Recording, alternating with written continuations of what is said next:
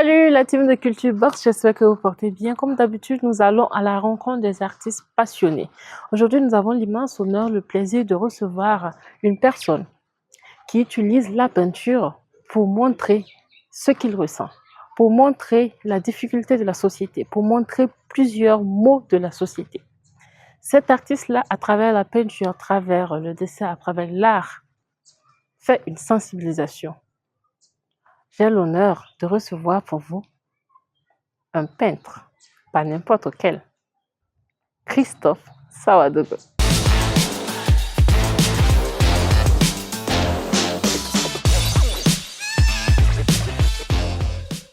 Bonsoir, comment vous allez? Bonsoir. Oui. Bonsoir, oui, je vais bien. Oui. Et j'espère que vous aussi, ça va bien chez vous. Oui, ça va. Je me porte bien. Dieu merci. Mm.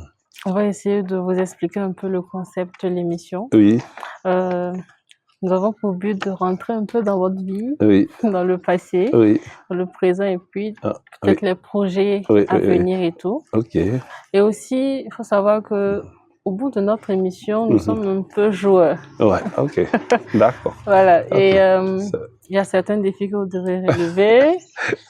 Aussi, il y a les défis des invités précédents de l'invité précédent que vous aurez à les relever. D'accord. J'espère vraiment Ok. que vous serez à la hauteur. Peut-être que je le connais, peut-être que je ne le connais pas. Ouais, oui. On verra si c'est une surprise. Je le saurai avec vous. Effectivement. Ah, Donc, est-ce qu'on peut commencer? bien sûr, on peut commencer quand vous voulez. D'accord. Merci. Alors, vous faites de la peinture depuis belle lurette. Oui. Et j'aimerais bien savoir si toutefois vous deviez vous présenter, Oui. comment est-ce que vous le feriez, Oui. tout en restant dans la peinture et pourquoi? Avec quelle couleur vous le ferez et tout et tout. Ouais. Je dirais que la couleur définit le peintre, et, tout comme le trait définit le dessinateur.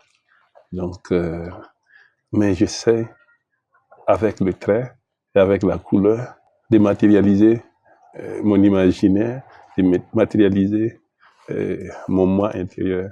Et donc, je ne sais pas si d'une œuvre à une autre, je me définis différemment, mais toujours est-il que à la recherche des inspirations, à la recherche d'expression, je peux être varié d'une œuvre à une autre. Donc, si je comprends bien, vous n'avez pas une couleur bien définie pour vous attribuer, par exemple, le rouge. Pourquoi vous définissez en rouge? Pourquoi est-ce que vous définissez peut-être en bleu? Pourquoi? Parce que vous faites de la peinture, vous connaissez Tout à fait. la couleur. La symbolique des couleurs, Voilà. effectivement, Mais c'est très maintenant, important. Oui, non, mais je ne m'attache pas à une couleur comme, par exemple, Pierre Soulages, oui. un peintre français qui s'est attaché au noir pratiquement toute sa vie, ou bien comme Klein qui s'est défini à travers la couleur bleue, qui sont des peintres monochromes.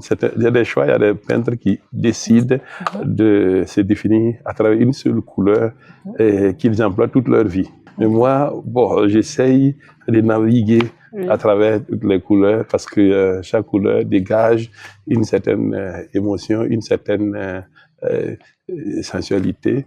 Et donc, j'essaye d'explorer autant que possible toutes les couleurs, que ce soit de l'arc-en-ciel, toutes les couleurs du spectre que je peux utiliser pour arriver à mes fins. Ok, vu que vous avez commencé depuis bien longtemps, Oui. S'il y a un souvenir qui vous marque, Oui. C'est lequel et pourquoi? Par mon art, je me suis beaucoup approché à des causes sociales, à des préoccupations sociales. Par mon art, j'ai été invité à travailler avec des mineurs, avec des travailleurs dans les mines. D'accord. Et aussi, j'ai pu travailler avec des personnes pour qui la couleur, le pinceau, l'acrylique, les encres étaient pratiquement des nouveaux moyens de communication.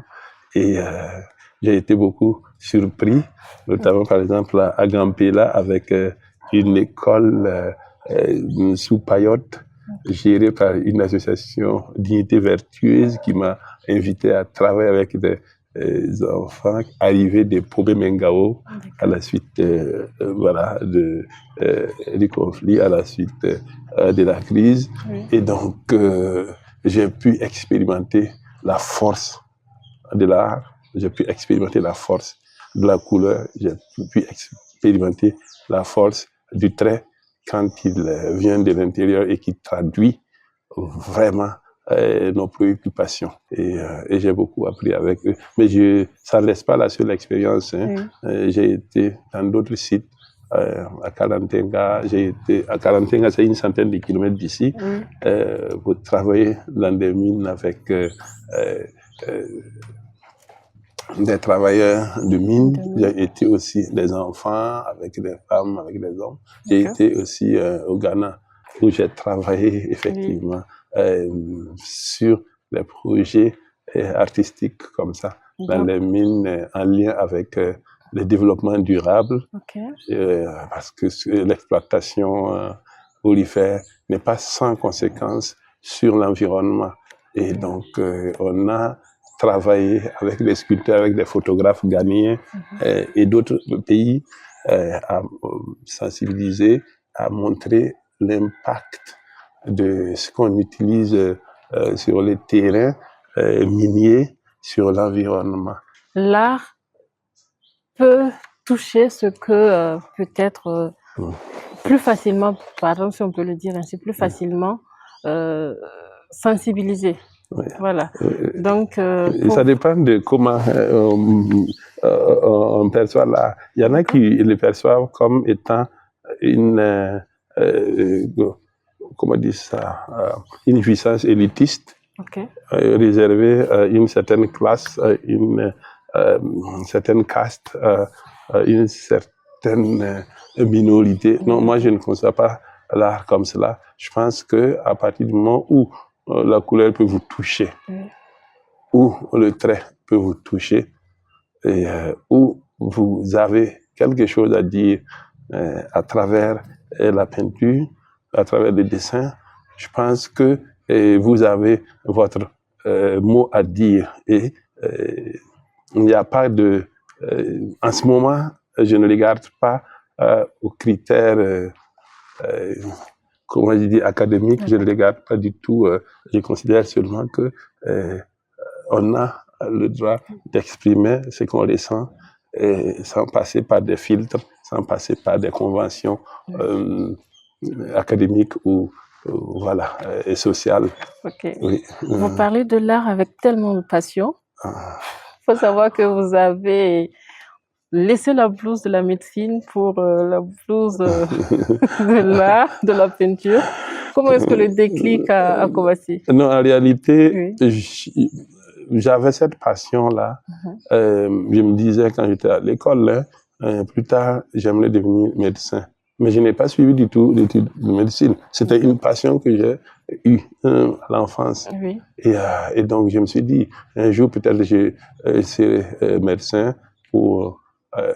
parce que j'aimais bien quand je voyais les médecins, ou les infirmiers du moins, quand j'étais petit, dans les blouses blanches, je disais, ah, voilà, c'était comme des anges pour moi. La plupart de vos œuvres, là, vous parlez, faites hommage aux femmes. Pourquoi est-ce que cet attachement à la femme est autant comme ça?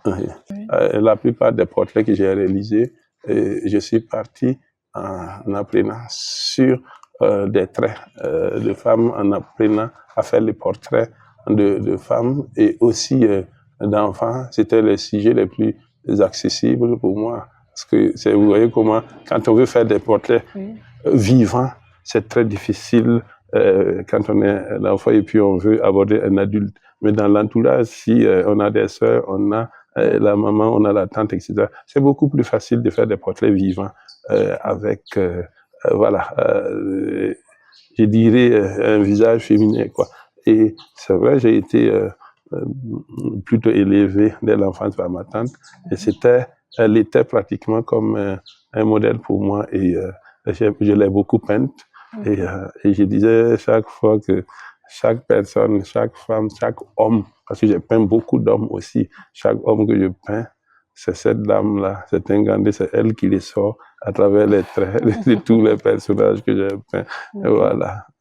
Donc, Ouais, ouais. un peu, vous avez commencé, c'est votre tante qui vous a donné un peu l'amour de la peinture féminine. Au départ, elle ne voulait pas, elle ne voulait pas du tout que je m'engage dans les arts plutôt. Elle avait plutôt souhaité que j'aille à la prêtrise, que je devienne prêtre. Ça, Ok. c'était son souhait. Dès l'enfance, hein, dès l'école primaire, où, bon, j'illustrais beaucoup les cahiers de présentation de mes Ok. camarades. Et j'ai le plaisir aujourd'hui quand mes promotionnaires me rappellent, mes camarades de classe me rappellent ces moments-là. Voilà. Vous avez fait une série. Je suis passé par une série littéraire D'accord. au lycée Marianne Gwabi. Oui. Et après, je suis de la première promotion des arts et communications de l'Université de Ouagadougou. Après, j'ai été contacté par la revue Afrique en création pour écrire des notices sur des artistes burkinabés.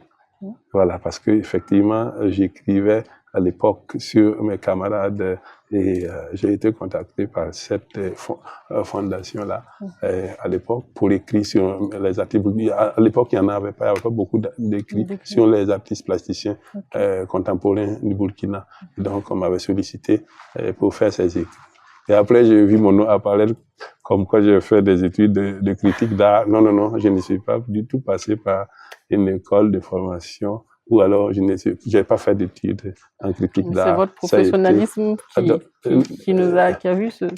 donné ce titre? Non, peut-être parce que j'ai écrit et puis bon, on a cru utile de me demander de faire cela. On m'avait demandé aussi à l'époque de faire pour le Mali, mais après, quand j'ai commencé à faire les expos, j'ai demandé à ne pas continuer parce que c'était pas du tout bon voilà un métier vers lequel je voulais m'orienter. C'était juste par passion, mais après j'ai continué d'écrire pour des amis, mais c'était à titre voilà bénévole, à titre. Selon le tableau, il y a inondation, immigrés, de poussière et d'or. Qu'est-ce qui vous a poussé à faire toute une série comme ça? Voilà. Bon, je pense que parfois, on crée et notre univers artistique reflète énormément notre vécu et notre environnement. Okay.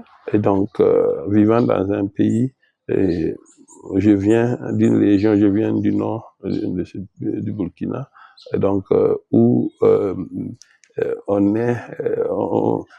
on a cet afflux de déplacés, etc. Okay. Alors, il va de soi que j'ai eu, en tant qu'homme, ma part d'homme m'a demandé, d'humain m'a demandé de parler du sort de ces personnes-là qui sont obligées d'un jour ou l'autre à quitter leur confort, leur espace de vie habituel pour aller vers l'inconnu. Et donc, j'ai associé mon art à cette situation. Et aussi, quand je parle des immigrés, je pense aussi c'est l'humain qui se trouve dans ces difficultés-là que je veux faire ressortir. Voilà. Et donc, la même chose quand je parle des inondations, c'est l'homme qui se trouve au cœur du naufrage, c'est l'homme qui se trouve au cœur du danger que j'aimerais quand même faire ressortir. Et que ce soit contre l'environnement, que ce soit contre les intempéries, que ce soit contre les calamités humaines ou naturelles, j'essaie d'engager mon art dans l'empathie. Okay. Oui. Oui. Donc, c'est un peu l'empathie. Mais en même temps, en montrant la dignité de ces personnages-là, même dans la douleur, et qui se battent pour affirmer leur désir d'humanité. Selon vous, en tant qu'artiste burkinabé, est-ce que l'art, déjà la peinture, vous pensez qu'il peut influencer à sensibiliser la société burkinabé?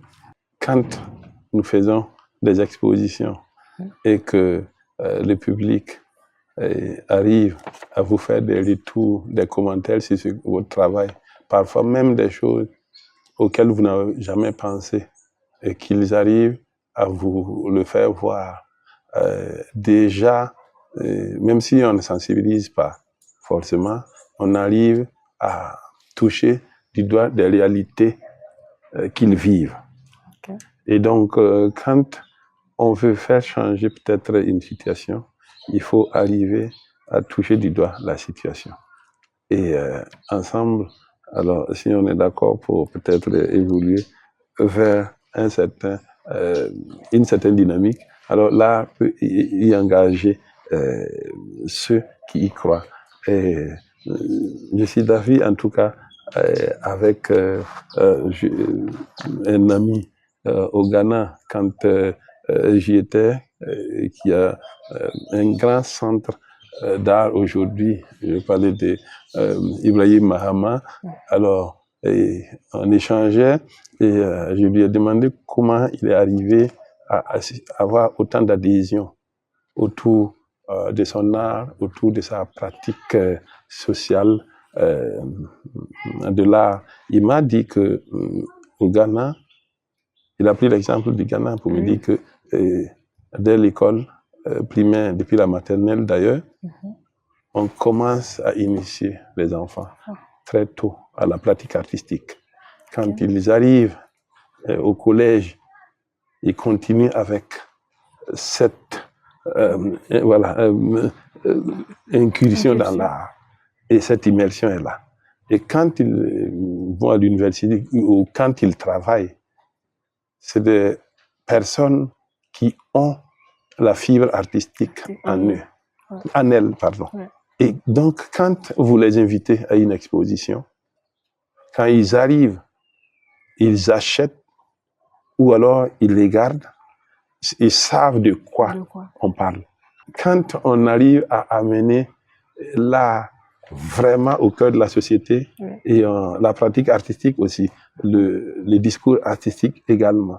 Et donc, il n'y a pas de doute que l'art peut être un outil approprié par la population, approprié par le public et qui peut en faire un instrument, ou aussi par l'artiste qui peut en faire un instrument dans le dialogue qu'il entretient avec le public, dans le dialogue qu'il entretient aussi avec son environnement.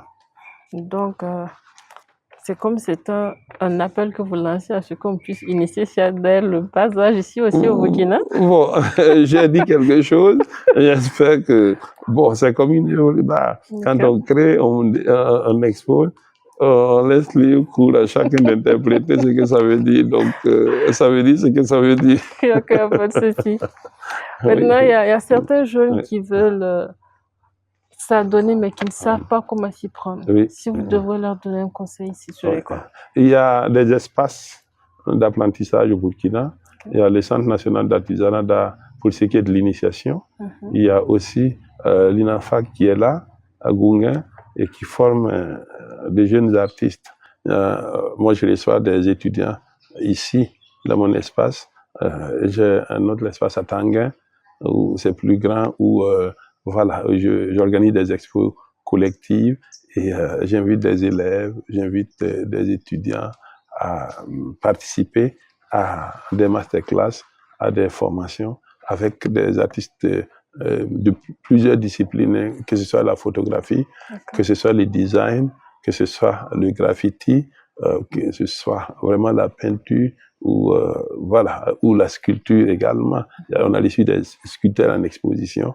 Voilà, on a organisé des expositions là-bas avec des artistes de la Côte d'Ivoire, du Mali, des artistes de la France et même du Danemark. Donc on a vraiment ratissé large pour voilà, réaliser des œuvres collectives. On ne peut pas finir de parler parce que vous êtes un monument. Hein. Non, un monument n'est pas assis. Un monument est debout. Un monument, non, mais vous êtes un pilier. Non. D'accord. Il n'y a pas de souci. On va essayer de basculer vers un autre univers. D'accord. On va parler des jeux. Oui. dont vous Ok. avez parlé. Bon, je vais voir si je sais jouer. Si je ne sais pas jouer, alors je vais vraiment On va, tenter. on va partir sur le défi de l'émission d'abord. D'accord. Vu que c'est de la peinture, Oui. on va pas vous demander de prendre un pinceau et puis de le faire en même temps. Mais ce qu'on va vous demander, c'est on vous donne un thème Oui. et que vous essayez de nous décrire. Oui. Comment est-ce que vous allez décrire, vous allez peindre, pardon, Oui. cette œuvre d'art là, un peu dans la tête et tout. Oui, d'accord. Donc, si on prend un thème global comme ça, d'amour, Oui. si vous devez peindre l'amour, Oui. vous allez utiliser quelle couleur, Oui. quelle forme vous allez utiliser Oui. et pourquoi. Ok. C'est un peu le défi, c'est tout simple. Ok. D'abord, j'aurais en tête plusieurs images. Je pourrais dessiner peut-être une rose et à côté, voilà, des fleurs, des feuilles vertes pour rendre la rose encore plus illuminée. Ou alors, je dessinerai, ça c'est aussi sur une autre toile, Oui. je dessinerai un grand cœur rouge avec une flèche au milieu. Ça c'est beaucoup plus soutenu, mais c'est un peu, mais c'est ça. Ou alors, voilà, qui saigne, c'est aussi l'amour. Un cœur qui saigne, c'est aussi l'amour. Ça, c'est une autre possibilité. Voilà. Ou alors, je dessinerai un cœur tout blanc, voilà, sur un fond noir pour dire qu'aujourd'hui, voilà, on a besoin d'un cœur de paix, d'avoir la paix dans un monde assez... disons, où la grisaille domine, où partout on ne parle que de guerre, alors que la paix prévale. Donc, il y a toutes ces images qui défilent dans ma tête. On ne va pas vous demander de peindre parce que c'est tout un temps que vous allez prendre pour le faire. Non, on respecte vraiment votre travail. Si vous étiez venu plus tôt, parce que c'est un peu plus procédurier. Oui. On aurait, même peut-être si vous avez le temps, un jour vous voulez venir suivre comment je commence. Ce serait vraiment voilà, un plaisir. Là c'est les fonds que je prépare et qui peuvent aboutir à des formes de visage. Vous voyez, ce visage d'enfant. Voilà. Alors, derrière, c'est pas achevé, c'est pas tout à fait achevé, mais on n'est pas loin de ça. Voilà. Et ça, c'est du papier, parce que je fais aussi des dessins sur papier, à côté des toiles. Et là, vous avez voilà, deux personnages assis. C'est en cours de réalisation aussi. C'est presque achevé. Ouais, mais bon, il y a encore du boulot. On n'est pas pressé de toute façon. Voilà. Merci beaucoup. Non, c'est à vous de merci. Et maintenant, le défi de notre invité précédent. Oui. Comme défi, un salto. Un salto arrière. Un salto. Oh.